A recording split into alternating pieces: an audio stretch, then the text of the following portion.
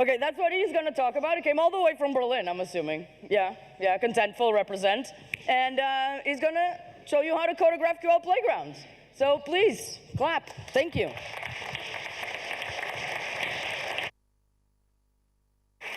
All right, I am going to assume that this mic is working, so thank you all for joining in. And before I jump into the talk, can we have a huge round of applause for Sarah for being an amazing MC? And organizing a conference is a huge task, so let's give a round of applause for the whole CTGS organizing team.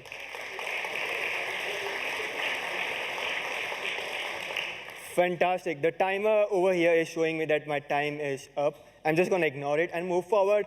So everything that I am going to cover today, I've already added it to this link. So you can go ahead, scan the link, take the picture. If you want to follow along the slides are there, the codes examples are there, so you can find all this information in there. So before I jump into the main thing, let me do a quick introduction. My name is Harshil Agrawal, and as Sarah mentioned, I work at Contentful. I work as a developer advocate over there. For those who don't know about Contentful, Contentful is a composable content platform with an API-first architecture. I don't want to talk more about Contentful because we have a booth over here at CityJS. So if you get a chance, come visit us at the booth. I love to travel and cook, and recently I've been trying to learn digital illustrations. So all these illustrations that you would be seeing on the slides are hand-drawn by me. Some are nice, some are just kind of ugly. Anyways, so the agenda for the talk looks something like this. I've already started with the introduction. So next, I'm going to talk about the problem.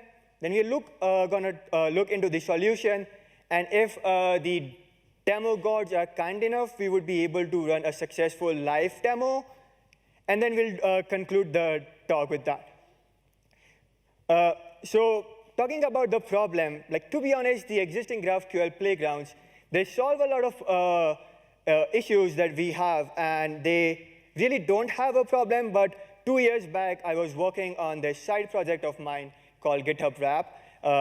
It basically gets your GitHub or your open source contributions from GitHub and generates a beautiful image that you can share on social media platforms. Now, while I was creating this, I wanted to use GitHub's API, and using the GraphQL API made more sense because I would make just one request and get the information that I needed.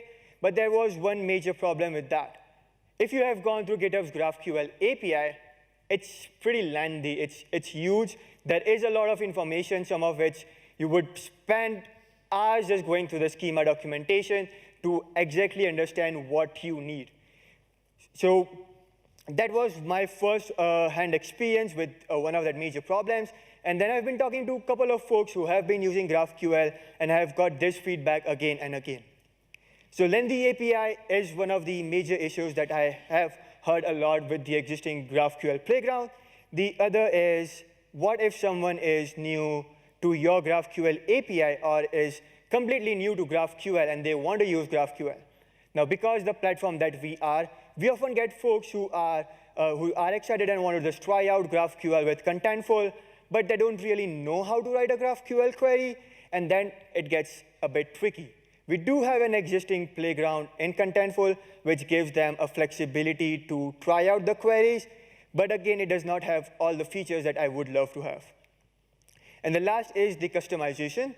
Now, with the existing playgrounds, customizing the whole experience is also not that straightforward and is not that easy. So these were three of the main problems that I could recognize with the current GraphQL Playground. So the solution was this particular playground that I came across. Again, this is GitHub's GraphQL Playground. And if you see over here, they have an Explorer plugin. In this plugin, you can basically select whatever information you need. It will automatically generate the query for you, and you can just run that query, and you get the data. And this was mind-blowing for me, because for someone who is very new to GraphQL, they don't have to struggle through the schema documentation, or they don't have to even think about how to form a query. they could simply go in there, try out different options, run the query, and see those things on the playground. So this was mind-blown, and I was pretty impressed by it. So I kind of knew what experience I wanted to bring to our developers out there. But there was still one problem. I've never coded a GraphQL Playground before, and I had no clue how to do that. Thankfully, I attended a talk at GraphQL Berlin meetup, which was given by Thomas, and as the title reads, The Future of GraphQL IDEs. In this talk, Thomas covers everything around what's coming up in the new GraphiQL Playground and all the amazing features that they have released, and some of them which are still a work in progress. So to summarize this talk, the new GraphiQL Playground provides you components that you can use to create your own playground and customize it the way you need. It also gives you the flexibility to create your own plugins in a more simpler way and add it to your playgrounds. All right, so enough of the talking of it. I'm going to start talking about the implementation. So now that I knew I wanted to use the new GraphiQL Playground, I wanted to still use it within Contentful. And in Contentful, we have app framework, which allows folks to create apps within Contentful, enhance the editor experience of Contentful, and even integrate with third-party APIs.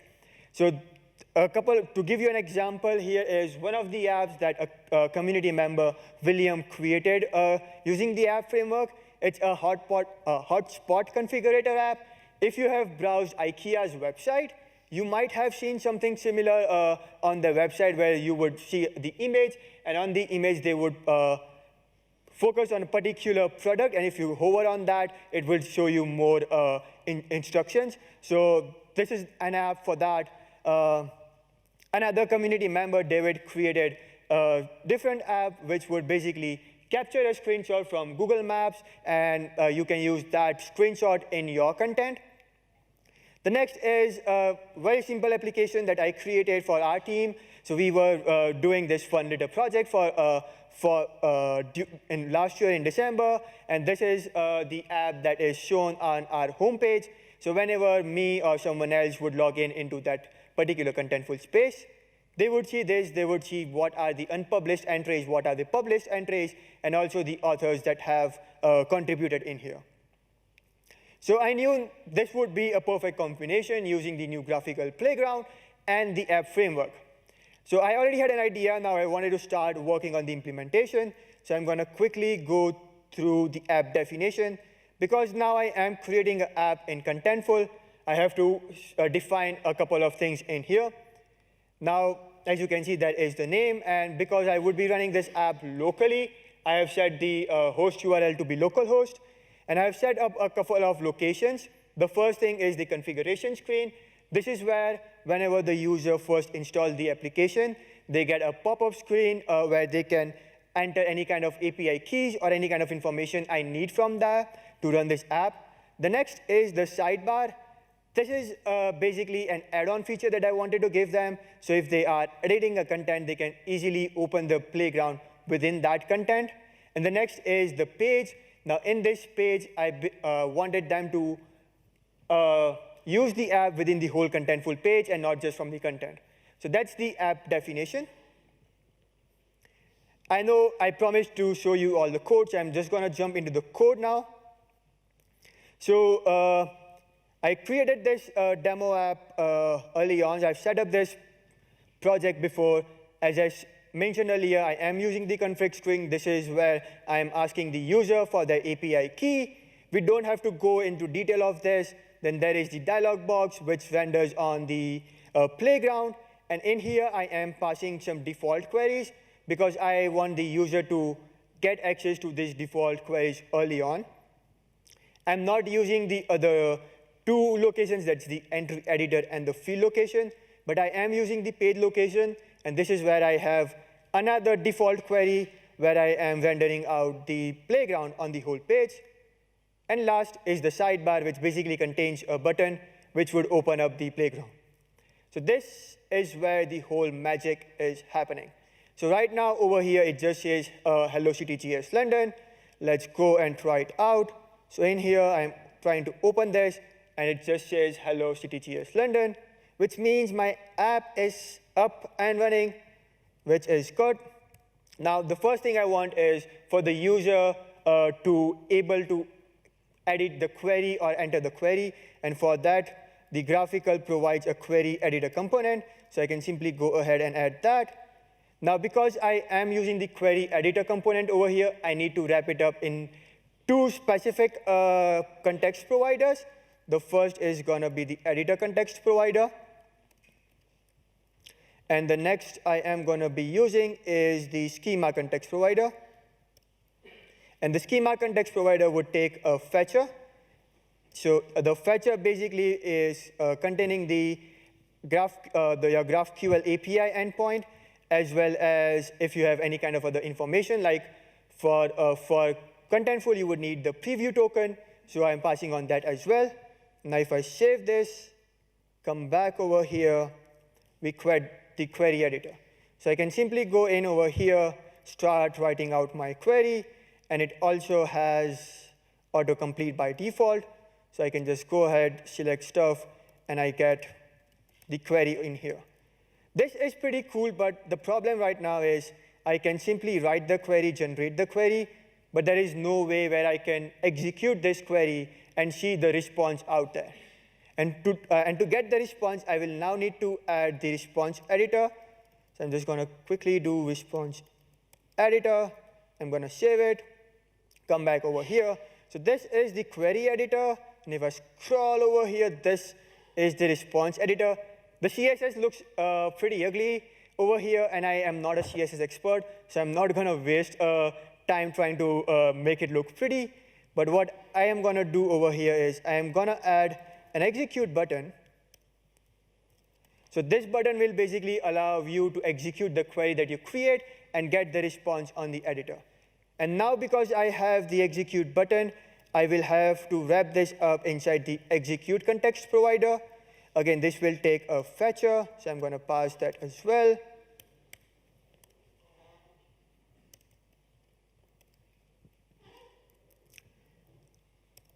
And let's hope it works. All right, so now we got the query editor, which is on the left-hand side.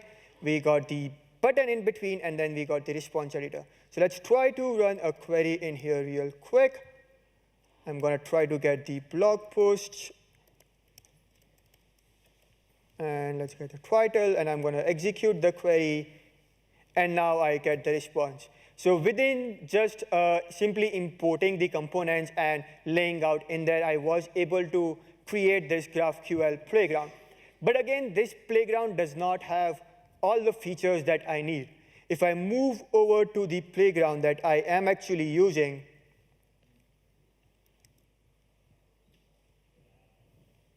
so this is the playground that I am actually using. If you see over here, it looks more finished, more polished. There are schema docs over here. There is the history over here. There is the Explorer plugin as well, which I mentioned earlier. So I can simply click over here, get my query generated for me, select whatever information I need, and simply run the query. I get a copy button, which would basically copy the query for me. And based on what I need or how I want to theme this, I can switch the themes as well, which I kind of love because I am a dark mode person. I really love the dark themes, so I would always go for the dark theme. But if someone who's on the lighter themes, he or she can go use that. So I'm just going to quickly, I'm just going to quickly show you the code for this. And for this, I've been using just one component, and that is the graphical component in here. So with using this graphical component, I passed on the fetcher to that, and I added a couple of other things over here. So I have the edit query function, which would basically update the query whenever I was making some changes in that Explorer plugin. And I have configured my plugin in here as well. So it says the Explorer plugin over here. Now, because I was rendering it within Contentful, I wanted to give it the Contentful brand, and I wanted to have that Contentful logo instead of the graphical logo. So I was able to do that by simply using the graphical.logo component and added the logo in here. So now I have a similar branding going on in here. Now, there are a lot of things that you can do. Oh, OK.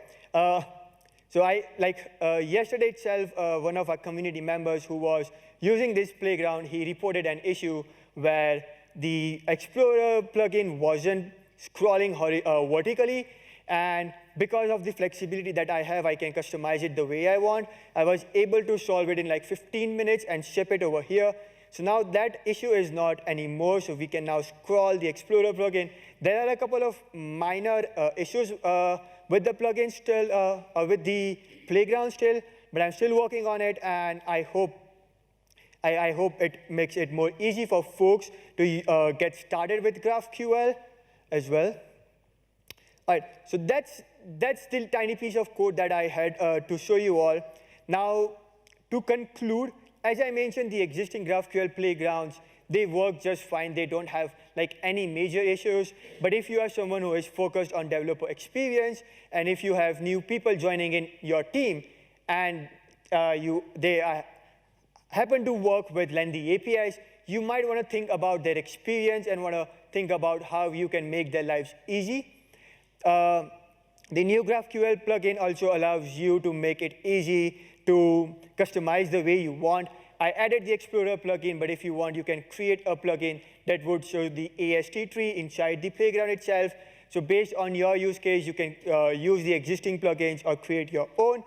And if you are a fan of dark mode, you can always use dark mode in there. All right. With this, again, if you missed out on any of this information, and if you want to get the slides or any of the resources that I shared, you can get it all on the screen over here. I'm just going to wait for a couple of seconds. OK. A few more seconds. All right, so thank you all for having me over here. If you want to talk more about Contentful, GraphQL, or anything, feel free to drop by at our booth. We are also giving a giveaway. So if you're a fan of Star Wars or Legos, we have a cool R2-D2 Lego set to give away. So feel free to drop by. Thank you.